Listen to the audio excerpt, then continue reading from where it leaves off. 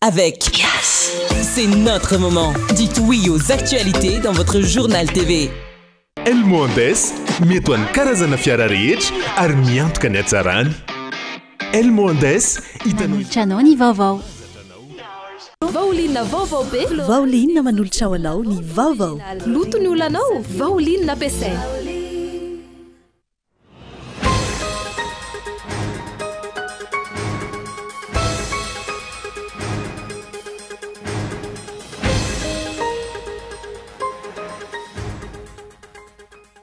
Ity fitondrana ity no nahitana tranga fanondranana antsokosoko ary pirenena be indrindra teo amin'ny tantara-pirenena.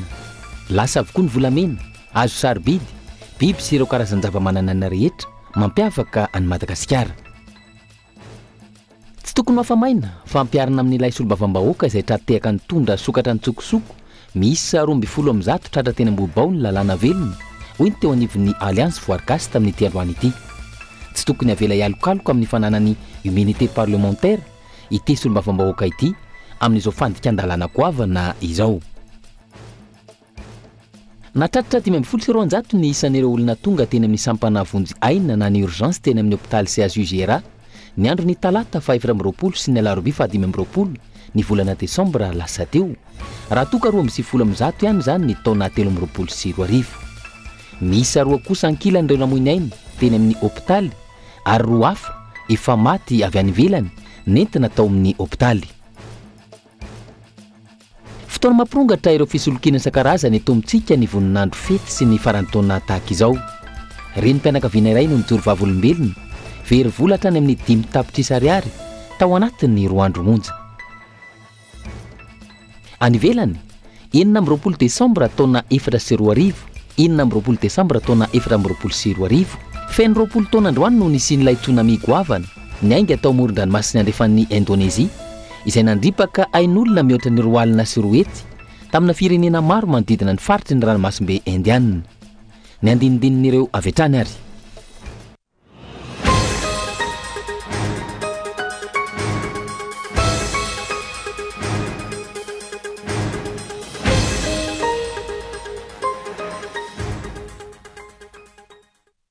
Manatitra ny araba tompoko lahy sy tompoko vavy tonga soa indray atao anatin'ny fampalalam-baovao amin'ity alina ity. Asaina panazany ianao anaraka izany hatramin'ny farany ny matoa an-dahatsoratra avy hatrany ary dia nisy tantarantsika ny fampalalam-baovao amin'ity alina ity. Ity fitondrana ity no nahitana tranga fanondranana tsokosoko ary pirenena be indrindra teo amin'ny tantara-pirenena. Lasa avokoa ny volamena, ny azo sarobidy, ny biby sy ireo karazany zava-mananaina rehetra mampiavaka ny Madagasikara. Arao ary ny matoa an-dahatsoratra. Manao sisilany ny fahatrarana ireo are-pirenena ka saina ahondrana tsokosoko ivelan'ny Madagasikara. Ny aliny 14 desambra, solombavambahoaka amperina say iray voafidy tao Soavinandriana Itasy no tratra ny tondra sokatra teny Morondava Ambohibao Antehiroka niaraka tamin'ny namany. Solombavambahoaka tokony ho mpanao lalàna indray zao no nivadika ao solombavambahoaka mpanao trafika. Rehefa natao ny fizavana, tsy nanaiky ny fizavana ny fiarana izy ka nilaza fa solombavambahoaka ary manana immunité parlementaire araka ny voalazany. Rehefa niroso tamin'ny asany ny mpitandro filaminana, sarona tany amin'izy ireo ny sokatra miisa 12. Tonana mafy ity tranga ity fa ireo olona ambony sy ireo olona lava tanana ny tomponantoka amin'ny fanondranana ny tsokosoko ny are-pirenena eto amintsika. Tomana mafy ny ahihany be sy ny maro ihany koa milaza hoe misy antony matoa manao amboletra ahazona ny toerana ahafahana miroso amina karazana fera tahaka izao. Tao anatin'ny 12 andro monja, indrono nahatrarana volamena no kasaina ahondrana tsokosoko teny Ivato. Ny 17 ny volana desambra, volamena 13 kilao faingo 7 no saika alefa valizy diplomatika fampiasa ny masoivo malagasy any ivelany. Ny 12 desambra, volamena laingo 3 milanja 13 kilao faingo 8 no tratra tao anatin'ny entana pandeha teratany malagasy iondrana ny Addis Abeba. Tsivina hatrany, volamena 17 kilao tratra tany Afrika Atsimo, 15 kilao tratra tany Comore, 15 kilao tratra tany Maurice, 12 kilao tratra tany Seychelles. Ampahany amin'ny volamena nahondrana ny tsokosoko avy eto Madagasikara ireo tratra ireo. Ambony lavitra izay ny tsy tratra. Ny ministry ny arena kibony tany Rakotomalala Herindrainy izay efa nilaza ny volana May 2024 lasa teo fa manodidina ny 2 taona isam-bolana ny volamena miondrana ny tsokosoko avy eto Madagasikara, izany hoe tombanana hatrany amin'ny 12 taona isa-taona. Any Dobay matetika ny toerana tena hitondrana azy ireo. Midika ireo rehetra ireo fa mivoaka ny tsokosoko avokoa, na biby, na zava-maniry, ny arena-kibon'ny tany eto amintsika. Mivoaka ny tsokosoko, ka olombitsy sy ireo firenena ivan-tanany no mahazo tombontsoa amin'izany, fa ny vahoaka malagasy kosa mitrongo vahoomana, miaina anaty fantrana lalina. Miaina anaty fantrana satria ireo olona ambony sy mahitahita miroso amin'ireo karazana feragoafana samihafa. Inona no nataon'ny mpitondra fanjakana manoloan'izany? Efa nisy ve ny fepetraka na noizana ireo fanadihadiana tsy nisy toy n'itony hatr'izay? Nahoana ihany koa ny mety ho toy n'ity solombavambahoaka tratra ambody omby niaraka tamina sokatra marobe ity? Sa ho sarotsaromana tahaka ny fahita hatr'izay? Tsy tokony ho afamaina fampiarina amin'ilay solombavambahoaka izay tratehaka nitondra sokatra tsokosoko miisa 12 tratra teny Ambohibao antehiroka ny lalàna velona ho ny teo anivon'ny Alliance Voargasy tamin'ity androany ity. Tsy tokony avela ialokaloka amin'ny fananany immunité parlementaire ihany koa ity solombavambahoaka ity manoloana ny tranga fandikan-dalàna goavana tahaka izao. Henri Florian no mitatra ny Tsiprian'izay. Ny aliny 24 Desambra lasa teo olombofidy ampierinasa iray niaraka tamin'ireo mpiaramiasa aminy miisa 4 no tratehaka ny zandarmeriam-pirenena nitondra sokatra miisa 12 tsokosoko teny Morondava-Ambohibao Antiroko. Raha ny fanazavana tsy nanaiky nosavaina izy ireo rehefa nosakany ny mpitandro filaminana ary taorian'izay nentina avetrany teny anivon'ny posta ny zandarmeriam-pirenena ary nirosona ny fizavana ka sokatra mbola velona no hita tao anatin'ireo valizy nentiny ity olombofidy sy ny mpiaramiasa aminy ity. Tsy tokony avela ialokaloka amin'ny fananany immunité parlementaire ity olombofidy ity fa tokony ampiarina amin'ny lalàna velona. Raha ny nambarany teo anivon'ny Alliance Voargasy. Misy mpiasa-panjakana na misy olombofidy ohatr'izany koa izay mampiasa izany immunité zany ahafahana manao zavatra mamao fady tahaka izany. Kanefa fantatritsika fa le immunité nge tsy miatra amin'izany satria raha ny voasoratra ao amin'ny 7 amin'ny constitution zany dia manana immunité tokoa ny parlementaire zany fa raha ny flagrant délit le izy tsy mandaitra. Dia izay efa fantatry ny manam-pahefana sy ny force de l'ordre amin'ny ankapobeny ary tena nanao ny asany mihitsy élément gendarmerie teto Talatamato Ambitrotry moa zany dia na afaka ny azonazy. Ary io moa zany rehefa tonga any koa any amin'ny fitsarana raha ny tokony izy dia tokony miatitra zavatra hoe tsy tokony hisy mihitsy détention préventive zany fa tonga dia voatazona avy hatrany reny olona reny. Tsy misy ambonin'ny lalàna ny rehetra fa rehefa tratehaka tsy tokony hisy ireo karazana intervention maro samihafa izay lasa fomba mampanao mahazatra amin'izao fotoana izao ary mampiakatra ihany koa ny tany kolikoly eto amintsika. Rehefa mpangalatra dia mpangalatra dia tokony miatra amin'ny lalàna fa maromaro zany ny matikena masy moa indraindray na mety manao kolikoly koa zany ny mpiasa-panjakana sasatsasany mahatonga an'ireny miroborobo mihitsy satria tsy voin'ndraiky izao ny tamin'ity taon'ity fotsiny resahana zany efa amapolony maro ny afera tratra mahakasika an'itony trafika na zavaboary tsarobidy eto Madagasikara reto. Dia io moa misy le tafaverina misy any ivelany voatratra mihitsy zany midika zany fa indraindray zany mety malemy ve ny lalana eto ary indrindrindra amin'ny fotoana fety izay atao hoe miena ve ny vigilance dia misolotra ny kolikoly amin'ny farany taona ohatr'izao na amin'ny fotoanan'ny fetim-pirenena indraindray no mirongatra ity fanondranana sara-dalàna ny arena voajanahary eto Madagasikara ity. Raha ny fantatra androany no tokony hiakatra teny anivon'ny paky 720 hektara ity raharaha ity izay ho tanterina aminao eto amin'ny fampahalalam-baovao ny Kolo TV FM ihany ny toyny izany. Lafim-baovao hafa kosa indray sambany tamin'ity krismasy 2024 ity no tsy niatrika fotoam-bavaka sy niara-ny fety tamin'ny Père Pedro Andry Rajoelina raha toa ka tsy maintsy makeny mandrakariva izy rehefa Noely ny andro mety izy fiandraisany amin'ilay afatry ny fivoriam-be ny eveka ve ary ao ary ny Tsiprian'izay. Fa inona no nitranga io avy hatrany no fanontaniana mipetraka amin'izao andro iray aorian'ny krismasy izao satria sambany tamin'ity krismasy 2024 ity no tsy hita teny amin'ny Père Pedro Andry Rajoelina niara-ny vavaka sy nankalazany Noely tamin'ireo zanaky andralanitra. Fanontaniana mipetraka ihany koa mety misy fifandraisany amin'ny afatra nomeny fivoriana-be ny eveka farany teo ve no tsy nahatongavana teny an-toerana sa misy antony hafa. Ny zava-nisy Ratsehivina taorian'ny fivoriana ara-potoana voalohany no tanterahan'ny fivondronam-be ny eveka izay nanomboka ny talata fa 7 ny volana novambra lasa teo nandinihana ny fiainam-pirenena sy ny fiainan'ny eglizy namoaka fanambarana izy ireo ny 7 ny volana novambra nafonja ny afatra satria voalaza tamin'izany fa ny kolikoly izay miamahazo vahana eto amintsika no antony voalohany mampahanitra ny Madagasikara manomboka any amin'ny ambaratonga mpitondrana akaiky ny vahoaka indrindra ary tonga hatrany amin'ny ambaratonga ambony matetika ny misy olona ambony sy mpanambola tsy azo ivalozana mibaiko azy ireny saika ny seha-piainana rehetra mihitsy no tafiditry ny kolikoly sy gejainy mafy iny fa na dia ao amin'ny eglizy aza to tsy misy zavatra vita raha tsy mandalo kolikoly na tsolotra takona tanteraka ho izy ireo ny lalàna eo anatrehan'izany to lasa rafi-piaramonina ifampitondrana eto amintsika aza ny kolikoly ary ireo te hitsipaka sy hanohitra izany dia hiarany tsindry fampitahorana fisamborana famoronana antony angejana azy sy ny sisa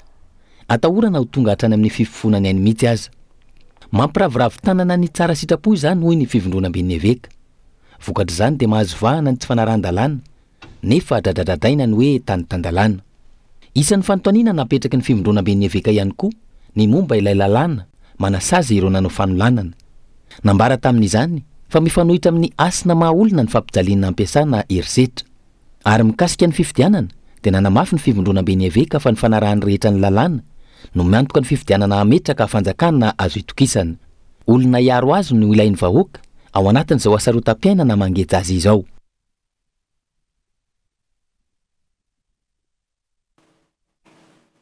fa nahatratra 570 ny andro ny talata sy alarobia 20 desambra lasa teo ny isan'ireo olona tonga teny anivo ny sampana vonjyaina teny amin'ny hôpitaly CHUJR tamin'ity taona ity raha toka 20 izany taona 13 misa 2 kosa ankilan'ireo namondy ainy teny amin'ny hôpitaly raha 2 hafa no efa maty ivelany nentina teny anivo ny hôpitaly Nelara Nevson nahitana fitombony ny tany olona noraisina teny amin'ny hôpitaly CHUJR nandritra ny fetin'ny krismasy raha ampitana tamin'ny taona 13 nahatratra 570 ireo olona tonga teny amin'ny sampana vonjyaina na ny urgence teny amin'ny hôpitaly CHUJR nandritra ny talata 14 sy alarobia 15 desambra 14 raha toka 20 izany ny taona 13 misy 2 ankilany ireo maty teny amin'ny hôpitaly ary 2 hafa maty avy any ivelany ka nentina teny amin'ny hôpitaly. Raha resahantsika kosa indray makasika ny tao amin'ny resaka réanimation médicale dia azo lazaina fa niakatra ihany koa ny toa nisan'ny nanolona natao consultation zany raha toka 20 izany tamin'ny herintaona dia niakatra 20 izany tamin'ity 20 ity zany ny andron'ny krismasy. Ny hospitalisation dia miisa 20 raha toka 2 izany tamin'ny herintaona ny olona nandalo fotsiny moa zany dia miisa 20 marihana fa nisy lehilahy miisa 9 tratra ny intoxication aiguë vokatry ny fibobohana zava-pisotro misy alcool. Misy ihany koa tentative na suicide izay lehilahy ihany koa miisa 2. Makasika ny areti-pivalanana dia nisy lehilahy anankiray ary vehivavy miisa 2. Izay no antotanisa voaray tato amin'ny réanimation médicale. Ny tombo ihany koa tamin'ity taona ity ny lozam-pifamoivoizana nandritra ny fetin'ny krismasy. Raha miresaka lozam-pifamoivoizana kosa moa zany dia ny accident responsabilité civile no tena betsaka satria dia ny total 150 izany ny krismasy teo. Manaraka izay dia ny accident de la circulation satria dia 430 zao no accident de la circulation voaray tato amin'ny hôpital CHUJR. Raha oharina tamin'ny herintaona moa zany dia nisy fiakarany tokoa izany zavatra izany to dia aina mbola hitombo hatrany izany mandritra ny fetin'ny farantaona ka entanina ny rehetra mba hitandrana sy homailo indrindra ireo mpitondra fiara sy moto.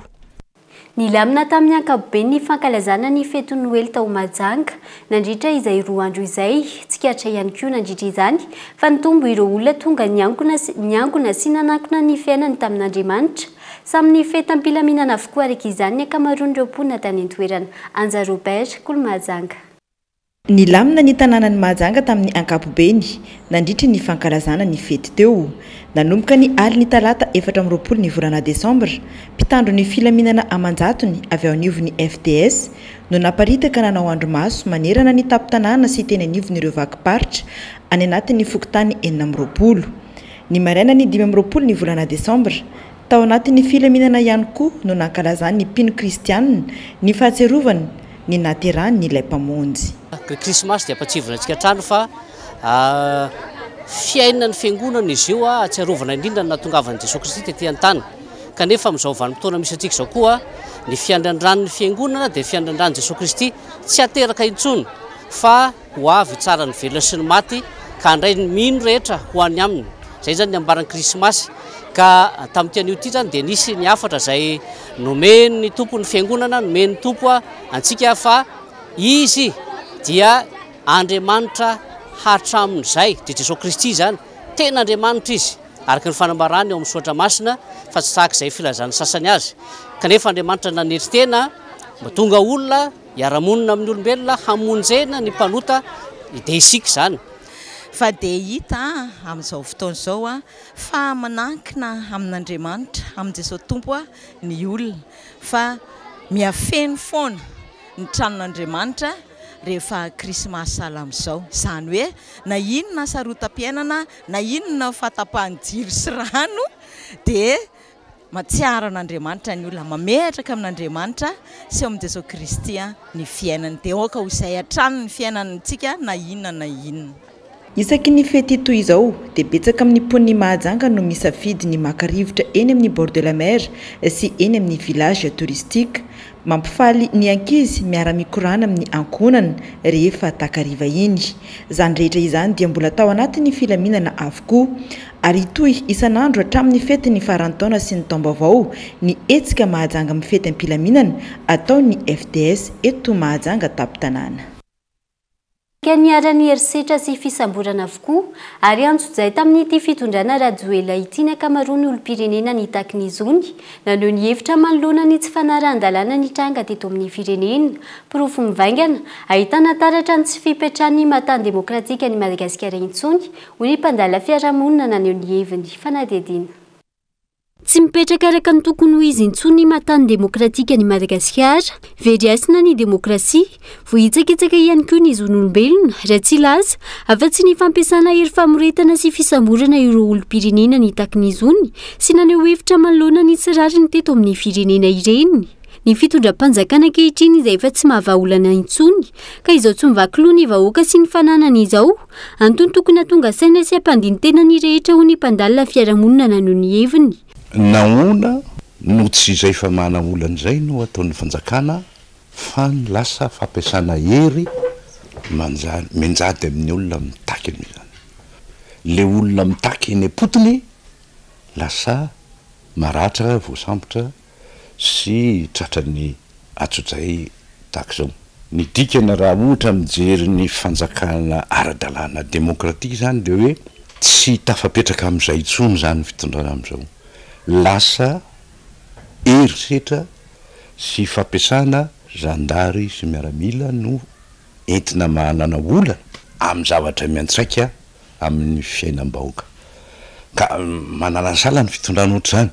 Raha dika amin'ny teny frantsay hoe autoritaire sa dictature zany sa efa tsy fijerena intsony, zon'ny olona mitaky ny soa iombonana sy ny zavatra ilainy isan'andro isan'andro.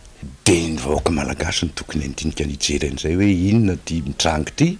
Raha toa jery todika, isana namarika ity fitondrana mijoro ankehitriny ity tsy ahivina ny fampiasana hery famoretana sy ny fanaovana antsojay ireo vahoaka ny taky ny zony amin'ny alalan'ny ireo mpitandro filaminana. Ireo mpitandro filaminana izay tokony hijoro amin'ny matandroka aro ny vozina azy, tsainga izao ataony mpitondra fitaovana mpiororoana ny vahoaka izao. Ny vahoaka mitaky ny tsy zakany sy ny marary azy zao no tsy zakany fitondrana indray nefa de problème na olana gavabe amin'ny olona dia ampidinany zandary na sy ireo le mpitandro filaminana ireo zany zay tatoato lasa maheriry setra satria misy maratra ina ndikan'izay dia tsotra hoe averiko ihany zany le teniko teo hoe tsy mbola nisy fanjakana nanana fahefana ngezabe sy goavana ohatran'ity fitondrany ity tokony amela malalaka ireo olom-pirenena noho ny heviny sy tsy ampiasa herisetra amin'ny alalan'ny mpitandro filaminana tahaka ireny mpitondra fanjakana ankehitriny raha toka tsy manamba olana mazava matipaika mahana izao olana eto amin'ny firenena izao raha izao zava-misy izao anahoana ny fahorian'ny malagasy ahoriana kely ao indrindra raha ho avy ny fahavaratra hiakatra ny vidim-piainana sy ny maro hafa tranga izay ilaina ny fahavonona ny mpitondra fanjakana hifampiresaka amin'ny vahoaka sy ireo ankilafikery maro samihafa taratry ny fahasairana ny vahoaka ny doro-tanety amin'ny faritra maro amin'izao fotoana eo ihany koa ny fanehoana ny tsy fankasitrahany ny toe-java-misy ho ireo mpanao politika naneho ny heviny tamin'ity androany ity hatreto anefa tsy mbola misy ny fandraisana fepetra ataon'ny mpitondra fanjakana amin'izao fotoana mahakasika ny doro-tanety ety-seroa ny laharana efisaona mitatitra ny etsibrian'izay sisy lana trany ny doro-tanety tamin'ny faritra maro teto Madagasikara nandritra ity taona ity tranga izay tsy nahitana fandraisana fanapahan-kevitra ny fitondram-panjakana mariky nisy zavatra maro ny tranga ato izany raha ny fanehoan-kevitra ireo mpanao politika ao nisy famantarana nisy fahasairana ny vahoaka fa ao ihany koa ny fanehoana ny tsisy fankatoavan'izy ireo nisy toe-java-misy afindray izy io zany a dia afaka hitarafana ilay tena hoe fantrany ny vahoaka malagasy mihitsy satria tsy dia tena fidiny eny ary fantatry ny olona koa hoe tsy tokony hodorana ny ala saingy noho ny fahasahiranana iainana amin'ny andavanandrom-piainana dia voatery tsy maintsy miroso amin'izay ny olona zany ny faharoa ihany koa indraindray koa izy io zany rehefa mafanafana ohatran'izao ny toe-draharaha politika na ny raharaha-pirenena dia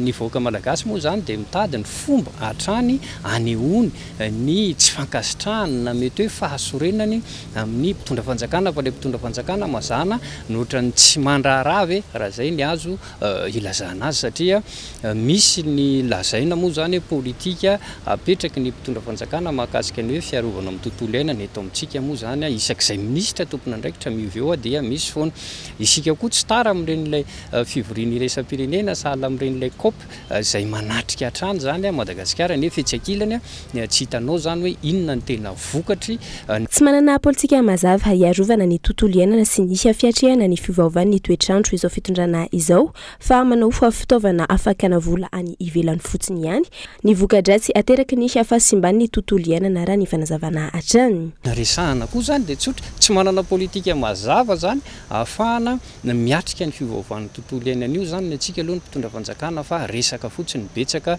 ny ao anatin'le izy ny zavatra manaitra zao amin'izao fotoana izao dia malaza indray le resaka hoe crédit carbone hoe izay manana tahirina carbone dia misy firenena ny firenena matanjaka zany vonona hividy na andovola ny makasika an'ireny ny any efa ny fanontaniana apetrako dia ny hoe Madagasikara efa tena miaina tokoa zao le fiovaovan'ny tontolo iainana inona ny tena zava-dehibe ny hamaritra an'ilay tahirina carbone ananantsika ve sa ny hoe no mitahiry an'ilay tahirina carbone ananantsika ireo mba ahafahantsika miatrika ny fiovaovan'ny tontolo iainana zany na ny toetrandro raha ho amanokana mahafoloan'ny otrikafo azy izay moa zany fomba fijeriny otrikafo dia ny hoe aleo tsy mivarotra an'io zany mamaika fa hoe ny tahirina carbone ananantsika dia aleo tazomina mba hiatrihantsika ny fiovaovan'ny toetrandro na ny changement climatique sahala amin'izao fa ny raha apetraka lara-pamehana foana le hoe vola satria hoe mividin'ny firenena matanjaka lafo ireo vidina lafo ireo nefa ny vahoaka malagasy tsy mahita ny fiatraika an'izay zavatra akory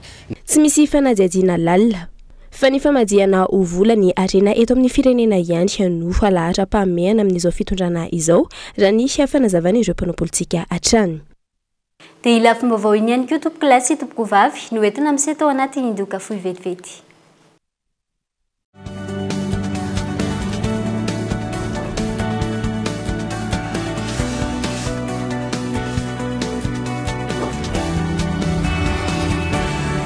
efa ela nanasako lamba fa ity vovon-tsavony Pauline ity afa mihitsy kely fotsiny ane dia efa ampy e way ary tena mandroatra be malefaka ery lambo tsy mila mikosika be akory sady tsy manimba tana Pauline 80 formule matanjaka miaro ny loko mampangirana sy manamanitra ny lambanao mandroatra be mahavita lamba betsaka sady manitra vaolina anitra vaovao floral sy exotique afaka nadivana fitaovana fa ihany koa toy ny fiara fitaratra loviatrika ro vaolina vaovao be floral exotique lavande original loto ny olanao vaolina ampiasaina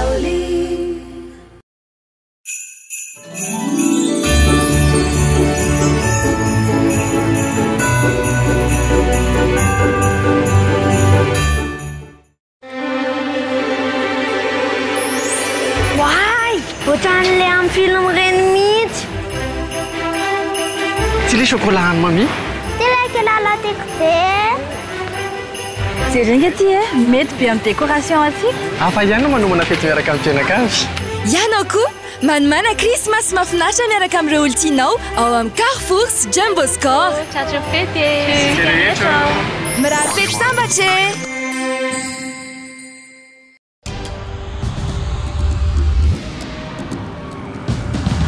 Tsika miara-miketrika ilay ho avy mamiratra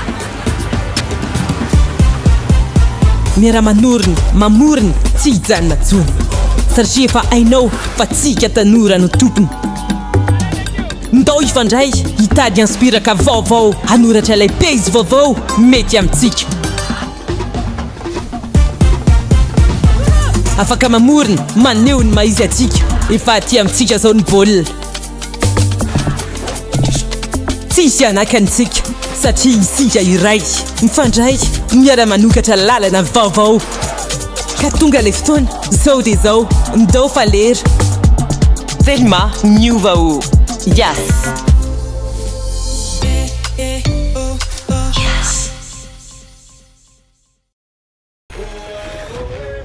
Avec Canal+, chaque jour est une fête. Allons-y. Jusqu'au 31 décembre, réabonnez-vous vite à votre formule actuelle et bénéficiez de 30 jours à tout Canal+. Et oui, un feu d'artifice d'émotion vous attend sur les chaînes Canal+, Ciné, Novelas TV et Novegas. Vivez des événements sportifs inédits avec la Ligue des Champions, la NBA, les sports de combat et sports mécaniques, sans oublier les dessins animés pour petits et grands. N'attendez plus! Réabonnez-vous pour avoir 30 jours à tout Canal+.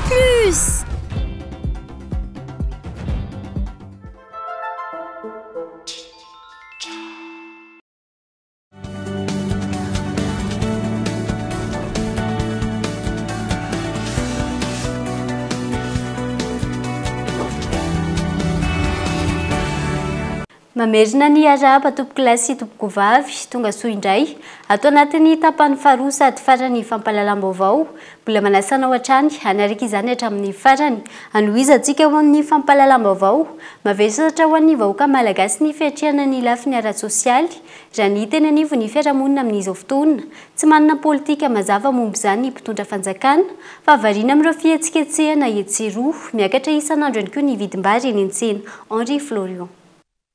Marary ny lafiny ara-tsosialy ny malagasy amin'izao fotoana izao saingy tsy hita mazava ny tena politika entin'ny mpitondra fanjakana eo anatrehany izany tsy hisy ny vidim-piainana hidina intsony fa anjaran'ny fanjakana no manao ny arofanina tsy akarana izany be loatra saingy tsy hita ihany koa ny asa ataon'izy ireo amin'izao fotoana izao namafisy ny ireo mpanao politika nanaovana fanadihadiana fa tsy ny anio ihany ny sosialim-bahoaka fa ny ampio tsy ny manaraka ihany koa mavesatra amin'ny vahoaka malagasy ny fomba hitantanana ny firenentsika indrindra fa ny ara-tsosialy zany satria manahirana ihany le izy ny fieretreretana le izy hoe zarana vary atsy ny olona dia avy eo miakatra koa ny vidim-bary atsy dia tsy hitany olona ny atao vary atsy ndray andro ny fiakarany vidim-bary aty nefa tsy ndray andro ohatran'izany koa hoe mena jiro hitsana ambojatovo ny olona nefa ny anany tokantranony olona miakatra ny any ambojatovo koa mbo doavanao vola ny fidirana hijeran'le jiro misy afetsena lalina ampiasain'ny mpitondra fanjakana hanesorany na dia ny kely anam-pelatana ny vahoaka malagasy ary mbola esoro ny mpitondra fanjakana fa tsy manampy zany ny mpitondra fanjakana tsy marina ny fitenenana hoe manampy ny mpitondra tsy marina zany au contraire an'izay manendaka ny mpitondra fa tsy manampy zany zavatra hita maso sy ataon'ny mpitondra amin'izao fotoana zao dia manendaka ny vahoaka kely zay fa kely ananany agny mbola esorina any aminy tokony hifantoka bebe kokoa amin'ny mankarary ny vahoaka malagasy ny mpitondra fa tsy variana amin'ireo karazana fihetsiketsehana sy ny kitolotolotra hetseroa izay tsy mahavita madavan-taona tokony andray andraikitra aingana ihany koa ny fotoanam-panjakana satria na manana tetikasa maro aza isika dia tsy afaka ny androso mihitsy raha tsy milamina ny zava-misy ankehitreny. Voalamina tsara aloha ny anjery manontolo, ny olana solika, tsy hisy intsony ny fahatam-panjiro sy ny rano sy ny olana ankapobeny ny vahoaka vao tokony iroso amin'ireo tetikasa lehibe. Fotoana mampirongatra ireo fisolokiana isan-karazany eto amintsika ny vaninandro fety sy farantaona tahaka izao. Renim-pianakaviana iray no nijoro vavolombelona very volatra any amin'ny 5 tapitrisa ariary tao anatin'ny 2 andro monja. Fanadihadiana. Ravikazo nanitsana ny sisa no ampaniriana hoy ity renim-pianakaviana iray ity nijoro vavolombelona fa very vola aman-karena no ny fisolokiana nahazo azy. Raha ny tantara mesazy avy amin'ny ivelany tao anaty WhatsApp ny andohany ka nilazana fa nisy asa azona vola ao anatin'ny fotoana fohy. Zay kosa aloha le izy hoe WhatsApp dia nolo vahiny dia tsy fantatro hoe atokisana ve sa tsy fa ny tena koa moa zany ao anatin'le hoe misy ihany dia tena nanontany hoe aiza ny fiche de poste sy ny sisa momba n'io asa io dia andraso izy fa zavatra tsotra le izy dia tonga dia ampanaovina test fotsiny ianao dia sur WhatsApp ianao no ampanaovina test tonga dia alefany amin'ilay site. Rehefa niditra nampiasa 2 ariary ny tomboka lasa 4 ariary vetivety eo ilay vola. Nitoy hatrany ka niakatra ihany koa ny volana aloha. Namporisika hatrany ilay voalaza fa mpampiasa ka nanome sehatra ambonimbony kokoa. Dia rehefa avy eo amin'izay vita le indray mandeha dia izy hoe tsisy intsony le farany ambany io fa mila montant ambonimbony dia tsy maninona ary fa mbola tsy tena hoe ambony be le montant.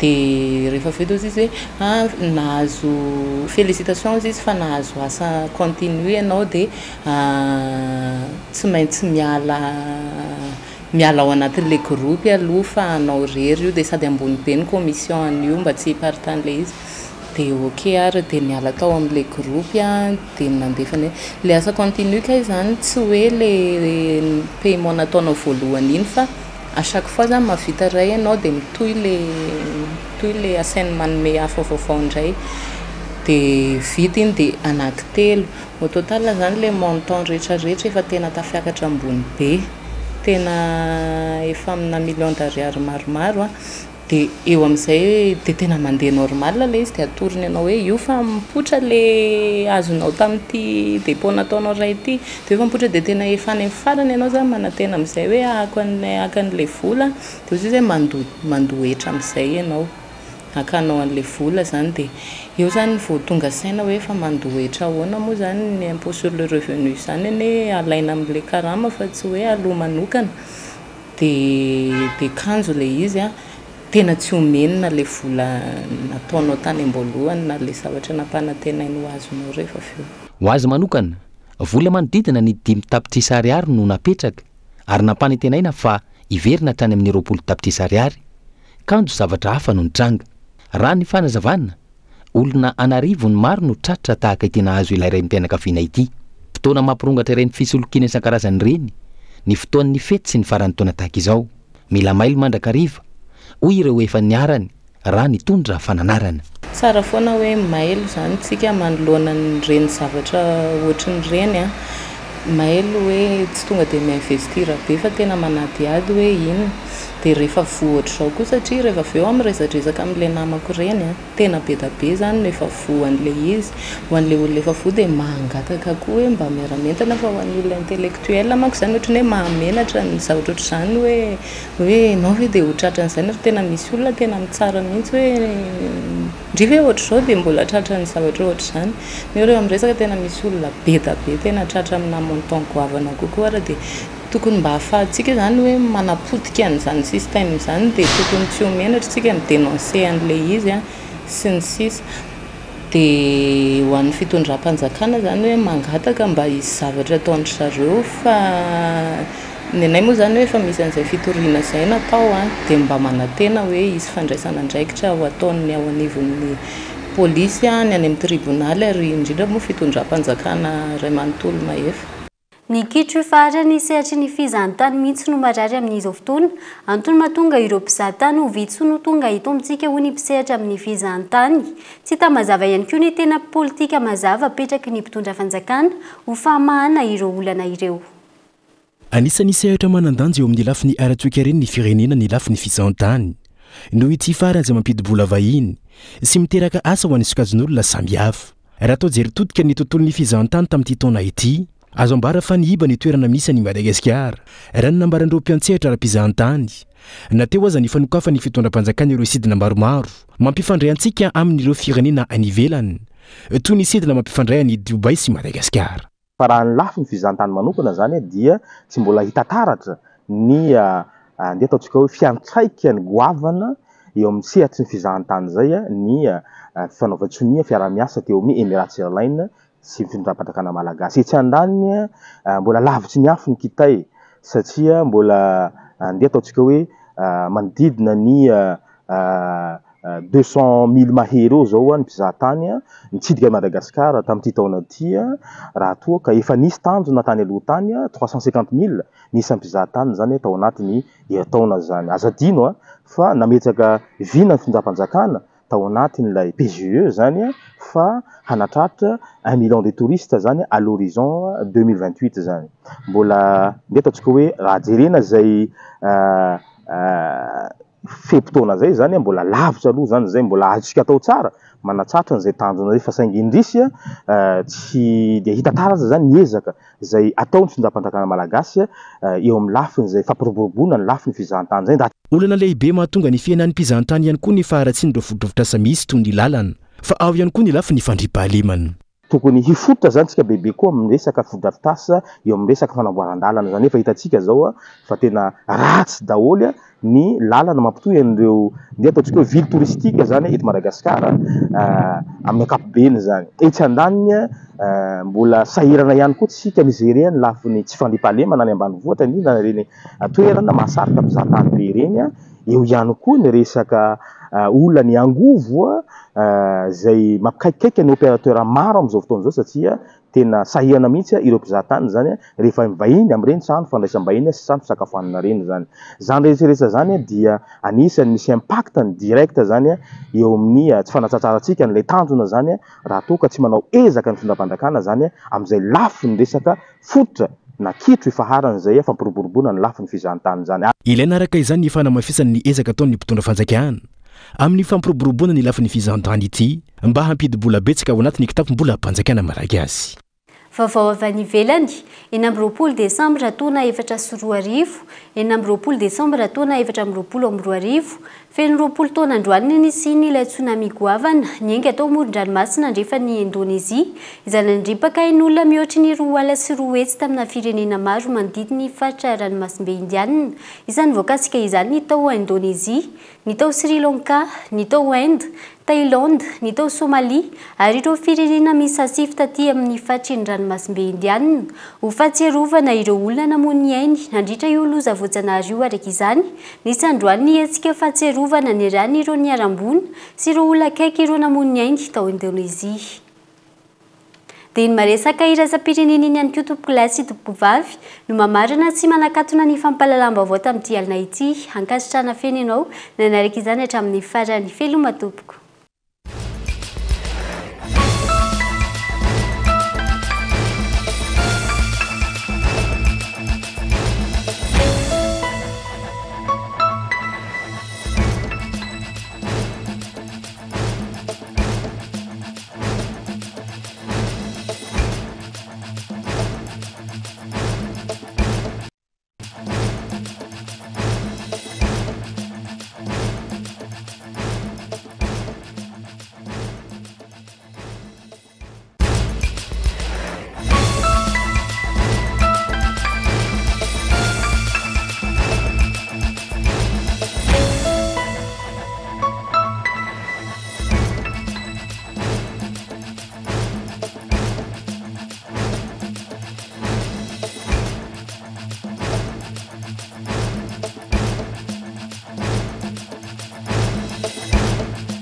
Vaolinna vaovao be vaolinna nanolotra ho anao teo ny vaovao loto ny olanao vaolinna ampiasaina El Mondes mety ho an'ny karazana fiara rehetra ary miantoka ny hatsarany. El Mondes il a présenté ny vaovao avec c'est notre moment. Dites oui aux actualités dans votre journal TV.